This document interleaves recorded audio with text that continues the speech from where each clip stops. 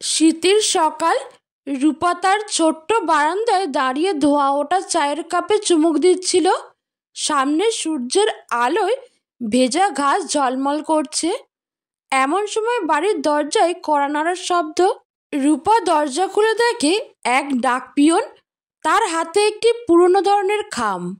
চিঠি পেয়ে রূপা অবাক হয়। এখন তো আর কেউ চিঠি লেখে না। তার কৌতূহল আরো বেড়ে গেল যখন খামের উপরের নামটি পড়ল অর্ণব।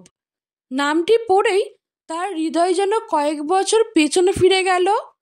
অর্ণব তার কলেজের বন্ধু, এক সময়ের সবচেয়ে কাছের মানুষ। চিঠি খুলে পড়তে শুরু করলো রূপা। রূপা, অনেক বছর পেরিয়ে গেছে, তবুও তোমাকে ভুলতে পারিনি। জীবনের অনেক অদল বদল হয়েছে, কিন্তু তুমি থেকে গেছো আমার হৃদয়ের এক কোণে। তোমার হাসি, তোমার গল্প, তোমার সাথের সেই বিকেলগুলো, সব কিছু এখনো চোখের সামনে ভাসে। আমি জানি আমাদের সময়টা পেরিয়ে গেছে, তবু এই চিঠি লিখছি। কারণ হয়তো তোমাকে জানাতে পারিনি তখন, কিন্তু তোমাকে আমি সত্যিই ভালোবেসেছিলাম। যদি পারো কোনো একদিন উত্তর দিও। আশা করব তুমি ভালো আছো। অর্ণব। চিঠি পড়তে পড়তে রূপার চোখে জল চলে আসে। এত বছর পরেও কেউ তাকে এভাবে মনে রেখেছে। কিন্তু অর্ণবের জীবন এখন কোথায়, কেমন, এই প্রশ্ন তার মনে উকি দেয়। পরদিন রূপা চিঠির ঠিকানায় একটি উত্তর পাঠায়।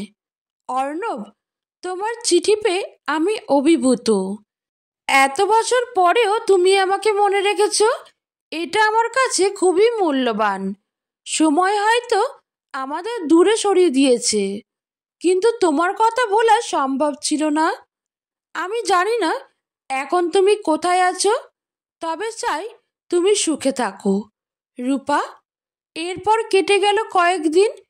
একদিন সকালে আবার সেই ডাকপিয়নের কড়া নাড়ার শব্দ। রূপার মনে সেই পুরনো উত্তেজনা ফিরে আসে। চিঠি খুলে দেখে অর্ণব তাকে দেখা করতে বলেছে। ঠিকানা দিয়ে লিখেছে এবার আর দূর থেকে নয়, সরাসরি দেখা হবে। রূপা দ্বিধায় পড়ে, এত বছর পর কি বলবে। কিন্তু একদিন সাহস করে ঠিকানায় পৌঁছে যায়। একটি পুরনো কাঠের বেঞ্চে বসে থাকা অর্ণবকে দেখে তার মনে হয় সময় যেন আটকে গেছে। অর্ণব তাকিয়ে বলে, এত দেরি করলি কেন?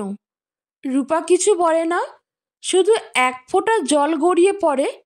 সেই এক ফোঁটাতেই তাদের হারানোর সময়ের সব কথা যেন ফিরে আসে।